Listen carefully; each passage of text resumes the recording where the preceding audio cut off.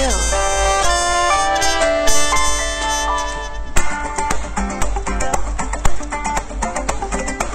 Hello and good evening once again. শুনছেন আপনি ABC radio 89.2 FM। যেমনটা বলছিলাম যে আমার শেষ ঘন্টা 3টা থেকে 4টা ঘন্টায় কিছু স্পেশাল গেস্ট থাকবে, কারণ সবাইকে বলছিলাম কম কম করে রিকোয়েস্টে গান আমাকে জানিয়ে দিতে। তারপর যদি আমি আজকে রিকোয়েস্টে গান প্লে করি, আমার যে গেস্টরা আছে ওদেরকে জিজ্ঞেস করবো যে কোন গানটা শুনতে চান আপনারা। সো রাইট নাও একটুখানি পরিচয় করিয়ে দিই, না পরিচয় করার আগে একটু বলে দেই যে রাজশাহী প্রকৌশল এবং প্রযুক্তি বিশ্ববিদ্যালয়, এবং এটার কথা আমরা সবাই জানি 11 আর 12 অক্টোবর সেখানে একটা দারুণ আয়োজন হয়ে গেছে। ছাত্র কল্যাণ দপ্তর রুয়েট তাদের আয়োজন ছিল, এবং সেটা হচ্ছে বিশ্ববিদ্যালয় বিতর্ক প্রতিযোগিতা 2018। বিতর্কের কথা শুনে আমি অনেক বেশি খুশি হয়ে যাই, কারণ বিতর্ক ব্যাপারটা হচ্ছে যুক্তি তর্ক দিয়ে আপনার একটা কথাকে প্রতিষ্ঠিত করার যে দারুণ ব্যাপারটা, এটা হচ্ছে আপনার মেধাকে অনেক শানিত করে, এটা আমি বিশ্বাস করে থাকি। কারণ মানে যেটা না স্কুল লাইফে খানিকটা করার জন্য বা কলেজ লাইফে, এটার প্রতি আমার একটা অন্যরকম ভালোবাসা আছে। তো খুব ভালো লাগছে, দুজন ডিবেটার রাইট নাও আমার সাথে রয়েছে, এবং ওদের যেই এবারে যে থিমটা ছিল, থিমটা এত সুন্দর, ইটস কোয়াইট ডিফারেন্ট। এবং ওদের থিমটা হচ্ছে যুক্তি আমার বুকের ভেতর ফুটে থাকা শুভ্র ক্যামিলিয়া। ওকে, দারুণ, আমার কথাটা খুব পছন্দ হয়েছে। তো এই মুহূর্তে আমাদের সাথে রয়েছে executive member of RUET DC Rafa Ashrafi, okay Roza Ashrafi মেধা। ওকে মেধা, আমি একটু মেধার কথা বলছিলাম, মেধা চলে আসলো। একটু আমরা মাইক্রোফোনের কাছাকাছি এসে কথা বললে ভালো হবে। এবং আছেন আমার সাথে আবির হোসেন অনিক, জেনারেল ম্যানেজার রুয়েট ডিসি। ওকে, কেমন আছেন আপনারা? অনেক ভালো আছি। একটু জোরে বলতে হবে, আমরা ডিবেটার, আমরা একটু জোরে জোরে কথা বলবো। আমি রোজা আশরাফি মেধা, এক্সিকিউটিভ মেম্বার রুয়েট ডিসি। আমি আবির হোসেন অনিক, জেনারেল মেম্বার রুয়েট ডিসি। আচ্ছা, তো এই যে চমৎকার আয়োজনটা আন্তঃ বিশ্ববিদ্যালয় বিতর্ক প্রতিযোগিতা 2 দিন ধরে হয়ে গেল, এটা কবে থেকে আপনারা আয়োজন করছেন? অ্যাকচুয়ালি এটার আয়োজন বলতে গেলে এটা আমাদের সেকেন্ড সেশন। সো গতবার ইভেন্টের পর থেকে এটা নিয়ে প্ল্যানিং স্টার্ট।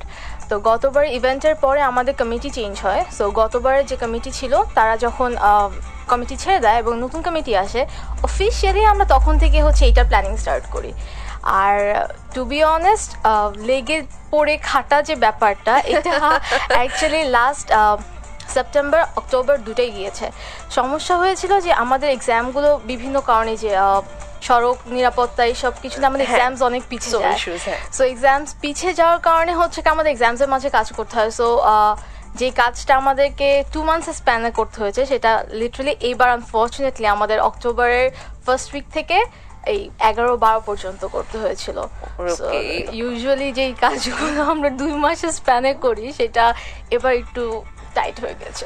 ওকে, অনেকের কাছে যাব। প্রথমবারের আয়োজন থেকে এবারের আয়োজনটার মধ্যে কি কি পার্থক্য ছিল এবং কি কি ক্ষেত্রে আপনারা অনেক বেশি ডেভেলপ করতে পেরেছেন? আচ্ছা, যেহেতু আমি সবচেয়ে জুনিয়র সিটিজ, তো প্রথম আয়োজনটাতে আসলে আমি ছিলাম না আর কি রুয়েটে। তো আমার কাছে মনে হয়েছে যে এই আয়োজনটা আগের থেকে অনেক বেশি বেটার ছিল, কারণ আগের থেকে টিম স্প্যান মানে যতগুলো টিমের সংখ্যা সেটা বৃদ্ধি পেয়েছে। পাশাপাশি হচ্ছে গিয়ে বাংলাদেশের পুরো বাংলাদেশ থেকে সারা প্রান্ত থেকে বিভিন্ন ডিবেটিং টিম আসছে, সবাই তাদের মেইন টিম পাঠিয়েছে। তো রাজশাহী যেটা একদম উত্তরের একটা শহর, সেখানে হচ্ছে গিয়ে ডিবেটের ক্ষেত্রে পুরো বাংলাদেশ থেকে টিমগুলো আসা একটা অনেক বড় একটা সার্থকতার বিষয় ছিল আমাদের জন্য। তো সেদিক থেকে আমরা মনে করি যে আমাদের ইভেন্টটা যথেষ্ট সার্থক ছিল।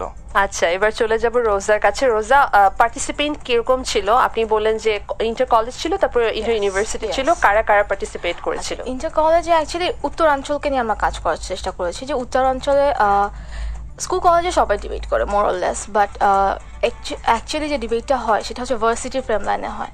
এবং স্কুল কলেজের এই ডিবেটাররা হচ্ছে তারা নিজেরা চর্চা করে, বাট অ্যাকচুয়াল ফ্রেম লাইনে আসার জন্য বা অ্যাকচুয়াল ডিবেটসগুলো যে হয়, যে ট্যাবুলেশন কীভাবে হচ্ছে বা প্রত্যেকটা স্টেপ কীভাবে ক্রস হচ্ছে, এই জন্য এই স্কুল কলেজের বাচ্চাগুলোকে নিয়ে আমরা হচ্ছে আলাদাভাবে একটি ইভেন্ট নামাচ্ছিলাম। সেটা ছিল আইসি বা ইন্টার কলেজ, সেটা আমাদের 11 তারিখ ছিল।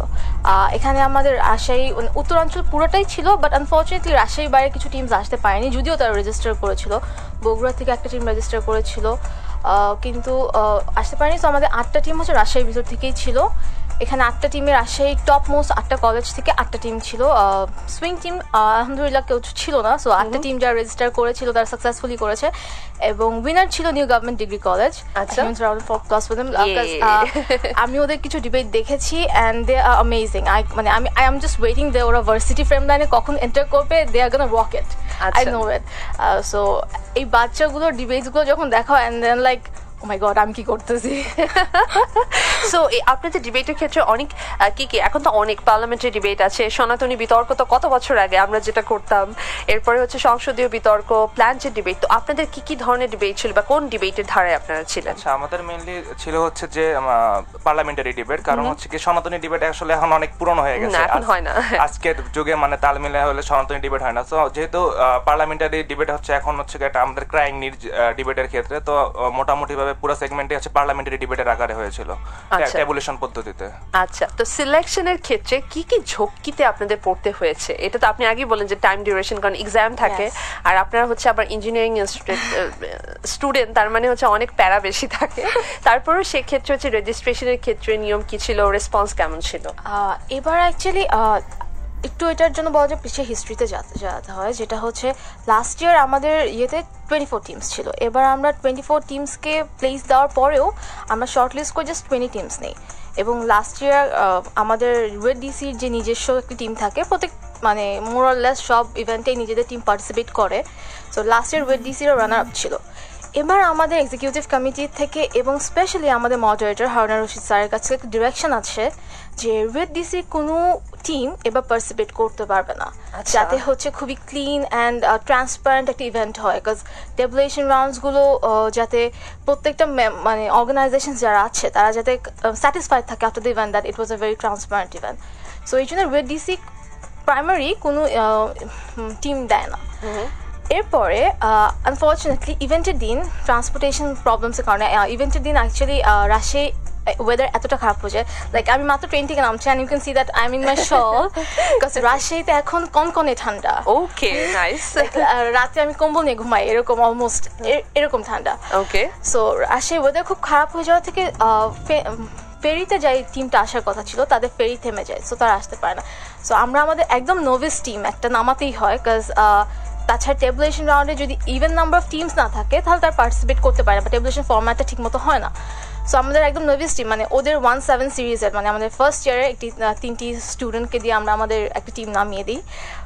তো এভাবে হচ্ছে আমাদের যদি বলা যায় যে পার্টিসিপেট কারা করেছে, তাহলে নিজেদের একটা টিম ছিল নোভিস টিম, এবং বাকি 19টা টিম সেটা হচ্ছে অ্যাকচুয়ালি বিভিন্ন ইউনিভার্সিটিস থেকে মাল্টিপল টিম স্লটসের জন্য, বাট আমরা চেষ্টা করছি প্রত্যেক ইউনিভার্সিটিকে যাতে প্রায়োরিটাইজ করা যায়। সো ফার্স্ট অফ অল আমরা প্রত্যেক ইউনিভার্সিটি থেকে একটা করে টিম দিয়েছি, তারপরে অ্যাকচুয়ালি আর প্লেস পাওয়া যায় যে একটা ইনস্টিটিউট থেকে ডাবল স্লট দেওয়ার।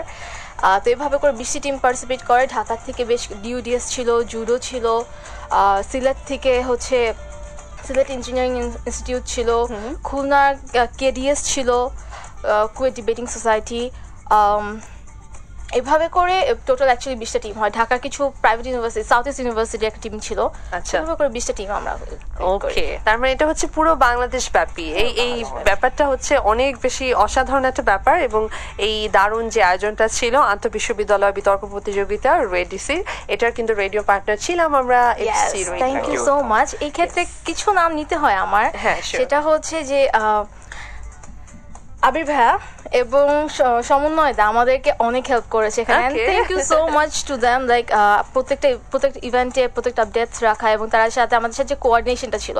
কারণ লাস্ট ইয়ার আমরা চুজ করেছিলাম যে কোনো মিডিয়া পার্টনার নিব না, বাট দিস ইয়ার ফাইনালি আমরা মিডিয়া পার্টনার পেয়েছি and we are so happy. And সেখানে সমন্বয়দা আবির ভাইয়া অনেক হেল্প করেছে। So we are really thankful to ABC radio, thank you. And আরও অনেকগুলো রেডিও পার্টনার ছিল, কিন্তু এই মুহূর্তে আমরা যেটা করি, আমরা হচ্ছে অফার একটু গল্প দিব, আমরা একটা গান শুনবো। গানটার জন্য রিকোয়েস্ট করেছিল আমাকে সামারা চিটাগাং থেকে, খাঁচার ভেতর অচেন পাখি। তো আমরা শূন্যের কাভারটা শুনবো। এই গানটা আমি ডেডিকেট করছি অনিক আর রোজাকে আপনাদের জন্য। স্টে কানেক্টেড আর শুনতে থাকুন, আর ফিডব্যাক জানিয়ে দিন কথা শুনে কেমন লাগছে। ইফ ইউ আর এ ডিবেটার, আপনার কেমন লাগছে সেটা জানিয়ে দিবেন এবিসি লিখে 2221 এই নাম্বারে। খাঁচার ভেতর অচেন পাখি কেমনে আসে যায়।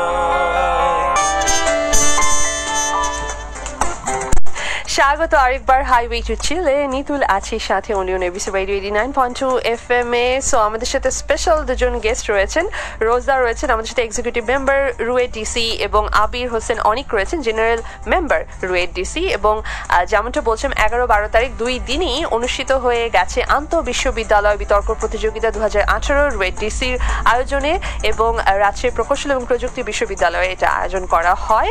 এবং যেটা আমরা গল্প করছিলাম সেটা হচ্ছে যে বেশিরভাগ বিতর্কগুলো একটু ঢাকা কেন্দ্রিক হয়ে থাকে। দেখা যায় ঢাকা যেহেতু সেন্ট্রাল জোনের মধ্যে রয়েছে, সবাই সেখানে এসে বিতর্ক করছে, কিন্তু এই আয়োজনটা তারা গত বছর থেকে করে আসছে রুয়েডিসি, এবং সেটাকে একটা অন্য পর্যায়ে নিয়ে যাওয়া, যাতে করে মানে শুধুমাত্র ডিসেন্ট্রালাইজেশনের জায়গা থেকে যে প্রত্যন্ত অঞ্চলে ভালো ভালো ডিবেটার রয়েছে, স্কুল কলেজগুলো রয়েছে, তাদের জন্য অনেক বড় একটা প্ল্যাটফর্মের সুযোগ তৈরি করে দেওয়া কাজগুলো তারা করে যাচ্ছে। তো গত বছরের আয়োজন থেকে রোজা এই বছরে কি কি ট্রান্সফরমেশন বা ভালো জিনিসগুলো হয়েছিল এটা যদি একটু বলতে।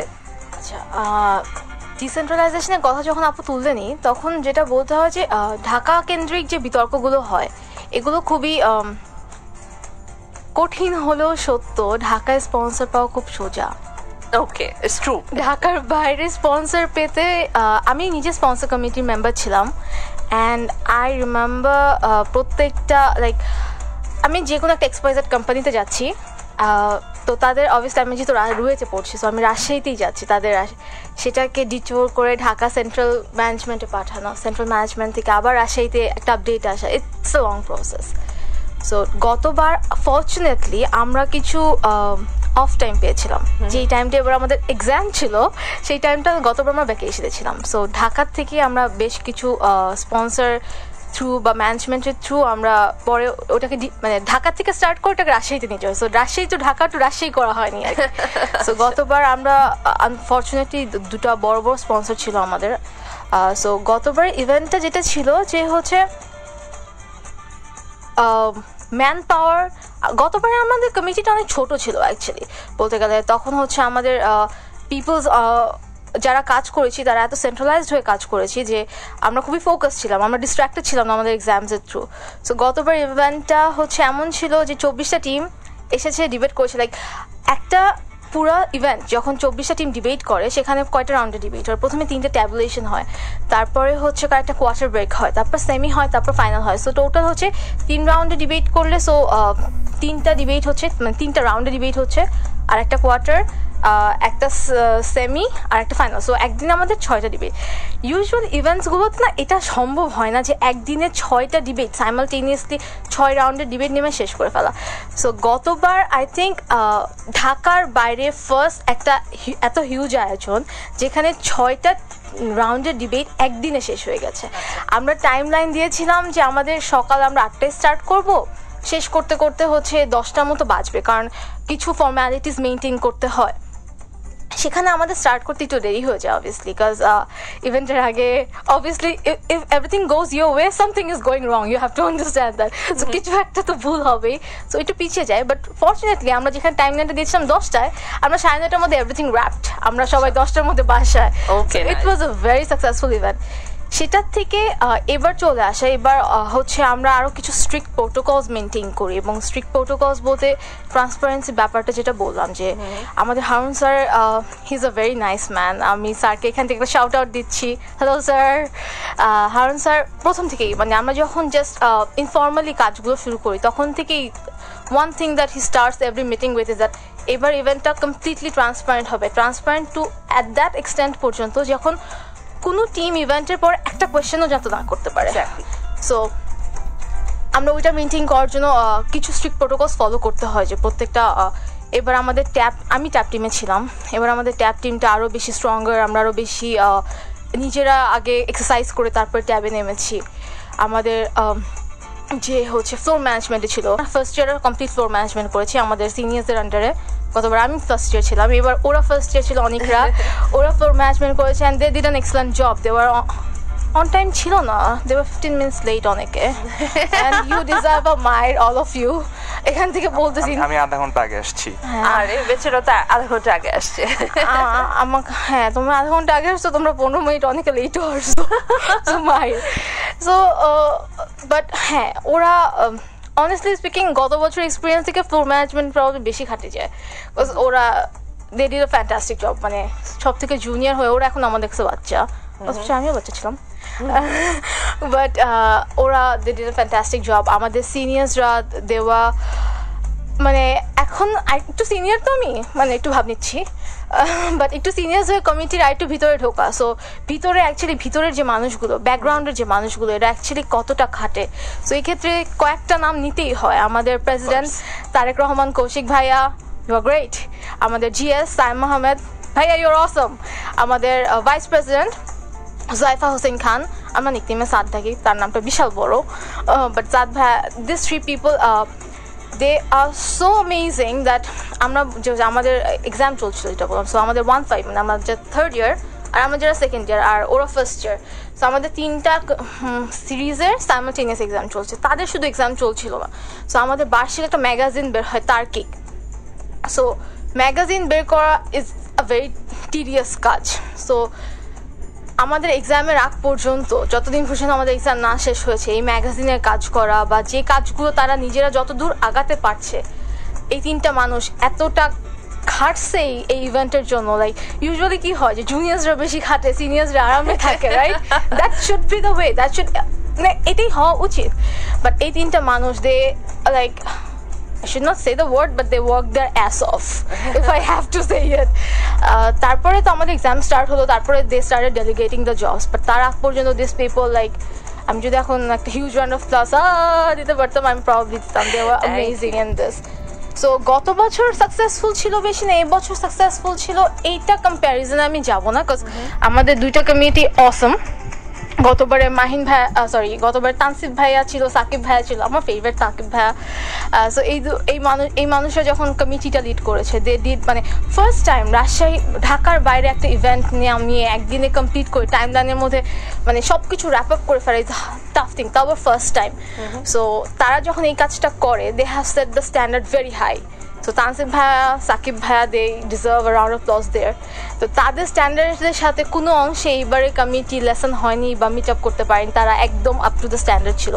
So as a committee member and as a member, proud member of Ruwet DC, we are very happy and satisfied যেভাবে ইভেন্টটা শেষ হয়েছে। and even now আজকে আমি বাসায় চলে আসছি, বাট এখন পর্যন্ত ইভেন্টের কাজ শেষ হয়নি। এখন পর্যন্ত আমাদের ট্রেজারাররা এখনও রাজশাহীতে আছে, তারাও বাসায় যাবে, বাট তারা আগে কাজ শেষ করে সব র্যাপ আপ করে সবাই যাবে। আজকে আমাদের প্রেসিডেন্ট এবং জিএস এর প্রেজেন্ট থাকার কথা ছিল, বাট এই সকল কাজে এবং বিহাইন্ড দ্য সিনস কাজগুলো যে কতটা ইম্পর্টেন্ট, এই এনগ্ল্যান্ডমেন্টস থেকে তারা আজকে প্রেজেন্ট হতে পারেনি। ওকে, so I am forever grateful to Ruwet DC for giving me this opportunity. আমি তো গল্প শুনে বোঝাই যাচ্ছে যে ওদের জার্নিটা কত এক্সাইটিং ছিল, কত মজা ছিল, কত প্যারা, সবকিছু মিলিয়ে। অনেকের কাছে যাব, জাজমেন্টের জায়গা থেকে যারা জাজ ছিলেন, সেক্ষেত্রে হচ্ছে মানে কিভাবে করা হয়েছে, কাদেরকে আপনারা এনেছিলেন সিগনিফিকেন্টলি আপনাদের রাজশাহীর মধ্যে, এবং ঢাকার বাইরে থেকে জাজ কারা ছিলেন? আচ্ছা, রাজশাহীর মধ্যে থেকে হচ্ছে যে আমাদের সিনিয়র ভাই ছিল তানসিফ ভাই, সাকিব ভাই, এর পাশাপাশি রুয়েটের এক্স প্রেসিডেন্ট ছিল, এবং যার মাধ্যমে রুয়েট ডিসি আসলে সত্যি বলতে আর কি নতুন করে আবার অনুপ্রাণিত হয়ে শুরু করে, আসিফ রাজ ভাইয়া, উনি ছিলেন। পাশাপাশি ঢাকা থেকেও বেশ কয়েকজন আছে, যদি আমি মেনশন করতে বলি তাহলে হচ্ছে জাহাঙ্গীরনগর বিশ্ববিদ্যালয় থেকে আবির ভাইয়া ছিল, তারপর চিটাগাং থেকে ভাইয়ারা ছিল। তো মোটামুটিভাবে ঢাকার বাইরে থেকে চিটাগাং, সিলেট থেকেও জাজ প্যানেল আসছে। তো আলটিমেটলি আসলে জাজ প্যানেল এবং হচ্ছে যে কম্পিটিটর সবাই হচ্ছে গিয়ে মানে পুরো বাংলাদেশ থেকে আসছে। সো এটা অনেক একটা বড় বিষয় আমাদের জন্য। ডেফিনেটলি অনেক ট্রান্সপারেন্ট, যাতে করে কেউ একটা কোয়েশ্চেনও না করতে পারে যে মানে থাকে না কিছু জেলা ভিত্তিক কিছু ক্লাবস গুলো আসলে এখানে অ্যাকচুয়ালি কাজ করে, সো এটা কাউকে কোয়েশ্চেন করা যাবে, কাউকে ব্লেম করা যাবে না। তার মানে বায়াসনেসের অনেক সময় অভিযোগ চলে, সব সময় থাকে। আমার ছোট ভাই, আমি তো একটু সাপোর্ট দিব, সো এই জিনিসটা থাকে। সো যেই ক্লাব ডিবেটে বসেছে, আমি সেই ক্লাবের জাজ অবশ্যই বসাতে পারবো। সো ওই জিনিসটা মেইনটেইন করতে আমরা চেষ্টা করেছি বাংলাদেশের সব প্রান্ত থেকে ডিবেটার্স এন্ড জাজেস। এবং আই নো ইওর পেইন, আমি নিজে জানি যে এটা কত বড় একটা বিশাল বিষয় এবং কতখানি প্যারার বিষয়, স্পেশালি যারা অর্গানাইজ করে, যারা বিহাইন্ড দ্য সিনে থাকে, ওই মানুষগুলোর জন্য সবচেয়ে বেশি প্যারা হয় এটা ম্যানেজ করা। তো চলে যাবো হচ্ছে রোজার কাছে। এই পুরো ডিবেট যে আয়োজন, এটা দিয়ে যারা পার্টিসিপেট করতেছিল, ওদের সাথে কোন একটা গুড মেমোরিজ যেটা খুব ভালো লাগেছে যে we did something great? Good memories বলতে অ্যাকচুয়ালি যখন এই বছরের তাতে আই থিঙ্ক গুড মেমোরিজগুলো যেগুলো ক্লাবের মেম্বার্সরা গুড মেমোরিজ পায় যখন তারা ফ্লোর ম্যানেজমেন্টে বসে, কারণ ওরা ফ্লোর ম্যানেজমেন্টে থাকে তো ওরা প্রত্যেকটা ডিবেটস দেখতে পারে, বাট যারা ফ্লোর ম্যানেজমেন্টে থাকে না তারা অ্যাকচুয়ালি ডিবেটার্সদের সাথে ওভাবে কন্ট্যাক্টটা হয় না। সো যে জিনিসটা অ্যাকচুয়ালি সত্যি যে লাস্ট ইয়ার যে ডিবেটার্সগুলো আমাদের ইভেন্টে এসেছিলো, সেই ডিবেটার্সদের সাথে আমার একটা ক্লোজ বন্ডিং হয়ে গেছে, বিকজ আমি তখন ফ্লোর ম্যানেজমেন্টে ছিলাম। সো এবার তারা যখন ব্যাক করেছে like hi and hello, I bet ওদেরও হচ্ছে কারণ এবার কিছু ক্লোজ মেমোরিজ হয়ে গেছে। অ্যান্ড ওই যে লাঞ্চ ব্রেকে সবাই একসাথে বসে খাওয়া বা হচ্ছে কার আপু এটা কি করবো, আপু এটা কি করবো, বা আপু এখানে এটা হবে নাকি এখনই, বাট এই কিছু কনভারসেশনের মাধ্যমে না লাইক একটা বন্ডিং ক্রিয়েট হয়ে যায়। তারপরে পরবর্তী তো ফেসবুকের যুগ, কানেক্ট করেই ফেলা হয় সবার সাথে। সো নিজের সার্কেলটা এক্সপ্যান্ড হয়ে যায় অ্যান্ড নিজেও ডিবেট করি। সো পরবর্তীতে যখন সেম মানুষগুলোর এগেইনস্টে বসে ডিবেট করতে হয়, so that's a good feeling. এটা অনেক ভালো লাগার ব্যাপার। তো একেবারে আমরা শেষের দিকে চলে আসলাম এবং একদম যার কাছে চলে যাব, অনেক নতুন হিসেবে প্রথমবারের মতো এই আয়োজনের সাথে ছিলে। তো পরবর্তী সময় যখন হচ্ছে রোজারা সিনিয়র হবে বা ওদের পর যারা সিনিয়র হবে, তখন দেখা যাবে একটা সময় এসে পুরো দায়িত্বটা তোমাদের কাঁধে চলে আসবে। তো সেই জায়গা থেকে কি কি জিনিস মাথায় রেখে পরবর্তী উৎসবটা করা হবে, ইনিশিয়েটিভ নেওয়া হবে, এটা যদি একটু বলতে। আচ্ছা, এটাকে আমি একটা বিষয় মেনশন করি যে মানে এবার হচ্ছে কি আমাদের 11 এবং 12 তারিখ যে কম্পিটিশনটা ছিল, ঠিক ওই টাইমে হচ্ছে যে আমাদের ওয়ান সিরিজের বড় ভাইদের র্যাক ডে ছিল। আচ্ছা, 10 তারিখ, 11 তারিখ, 12 তারিখ। তো ওই টাইমটা তো হচ্ছে আমাদের জন্য আর কি কাজ করাটা অনেক টাফ ছিল, কারণ আমাদের ভার্সিটি আসার পর প্রথম rag day, colour fest, concert ছিল, কালচারাল নাইট ছিল, এগুলো সবকিছু আমাদের স্যাক্রিফাইস করা লাগছে। তো সেই ক্ষেত্রে থেকে আমি বলবো যে 17 অনেক বেশি আর কি ডেডিকেশন দেখাইছে, যে প্রথমবার ভার্সিটিতে এসে নতুন নতুন আমরা দেখতেছি, বাট তারপর হচ্ছে কি এগুলোকে আমরা স্যাক্রিফাইস করে কাজটা করতে পারতেছি। এবং অবভিয়াসলি আমাদেরকে 16 এর ভাইরা পুরা যে লেভেলের গাইডলাইন দিয়েছে সেটা অনেক বড় একটা বিষয় ছিল। তো আমি মনে করি যে যদি আমরা যখন সিনিয়র হ্যাঁ, রোজা আপু অবশ্যই ছিল এবং রোজা আপু ইমিডিয়েট আমাকে গাইডলাইন দিছে এবং অনেক ঝাড়িও দিছে আপু। যাই হোক, আপুর ঝাড়ি না খেলে আসলে এত সুন্দরভাবে কাজটা করা যাইতো না, সেজন্য থ্যাংক ইউ আপু। এর পাশাপাশি যদি বলতে হয় যে মানে যখন আমরা সিনিয়র হব, আরেকটু যখন দায়িত্বটা আসবে, সেই ক্ষেত্রে বলবো যে অনেক সময় দেখা যায় যে মানে জুনিয়রদের উপর অনেক পেইন দেওয়া হয়ে যায়, যেটা আপু মেনশন করছে যে সিনিয়ররা যদি কাজটা অনেক ডেডিকেটেডলি করে তাহলে কিন্তু জুনিয়র একটু শান্তিতে থাকতে পারে। তো আমি চেষ্টা করবো যে মানে আমার পরে যে সকল জুনিয়র ভাইয়েরা আসবে বা আপুরা আসবে, তারা যাতে ডিবেটটাকে এনজয় করতে পারে। একটা ইভেন্ট যে আসছে সালি প্যারা থাকবে বিষয়টা এমন না, এনজয় করে যখন ফ্লোর ম্যানেজমেন্টের দায়িত্বগুলো পালন করবে, একসাথে যখন লাঞ্চ ব্রেকে খেতে বসে যখন হাসি মুখে কথাবার্তা বলতে পারবে, সেটা হচ্ছে অনেক বড় একটা অ্যাচিভমেন্ট। ডিবেটটা আসলে একজন আরেকজনের মধ্যে একটা মেলবন্ধন তৈরি করে। সেই মেলবন্ধনের জায়গা থেকে যদি আমরা সামনের দিকে এগাতে পারি, সেটা হচ্ছে কি আমাদের রুয়েটের জন্য এবং পুরা দেশের জন্য একটা অনেক বড় অ্যাডভান্টেজ হবে। Absolutely, definitely. অ্যান্ড একেবারে শেষের দিকে যেহেতু আমরা চলে যাচ্ছি রোজার কাছে, কাকে ধন্যবাদ দিতে চাও? ফিউ লাস্ট ওয়ার্ডস সবাইকে যদি বলতে চাও। Thank you ABC radio for having us here today. আর আশা করব আগামী প্রত্যেকটা বছরই আমাদের সিরিজ হোক বা যে কোনো সিরিজ হোক, till an eternity red DC এই আয়োজনটা সাকসেসফুলি প্রত্যেকবারই করে যেতে পারবে। সেটার জন্য সকল ডিবেটিং ক্লাব এবং অবশ্যই ABC রেডিওকে আমাদের সাথে থাকার আমন্ত্রণ জানাচ্ছি আগে থেকেই। এবং শুভ্র ক্যামেলিয়ার মতো এই স্বচ্ছতা যদি আমরা মেনটেন করতে চেষ্টা করব, এবার আমরা সাকসেসফুল, প্রত্যেকবারই আমরা সাকসেসফুল হব ইনশাল্লাহ। সো যুক্তিতর্কের বিজয় হোক, এই আশা নিয়ে signing off. Okay, thank you so much Roza, এবং অনেক অনেক অনেক শুভকামনা থাকলো আগামী আয়োজনগুলোতেও ABC রেডিও আপনাদের পাশে থাকবে। আমি তো স্পেশালি বলে দিব থাকার জন্য। অ্যান্ড ইয়েস, তৃণমূল পর্যায়ে যারা যারা রয়েছেন, বেশি করে স্কুল বা কলেজ লেভেল থেকে ডিবেট করলে মানুষের যুক্তির ধারাগুলো অনেক তীক্ষ্ণ হয়। এবং আমার মনে এই প্রজন্মের জন্য ডিবেট হচ্ছে অনলি একটা জায়গা, যে জায়গাতে এসে আমরা মনে হয় ভবিষ্যতের বাংলাদেশের জন্য, নিজের দেশের জন্য কাজ করতে পারি। যদি আপনার যুক্তি শানিত হয়, পৃথিবীর যে কোনো যুদ্ধে, বা সেটা এক্সামের যুদ্ধ হোক বা যে কোনো ধরনের হোক না কেন যুদ্ধ, সেখানে আপনি জয়ী হতে পারবেন। তো আজকের মতো আমরা বিদায় নিব, আর যেতে যেতে রোজার পছন্দের একটা গান আমরা শুনবো, অর্থহীনের গান আনমনে শুনতে থাকুন, কিন্তু মন দিয়ে অবশ্যই ABC radio 89.3। Nitul is signing out from the show highway to chill. Hasta la vista.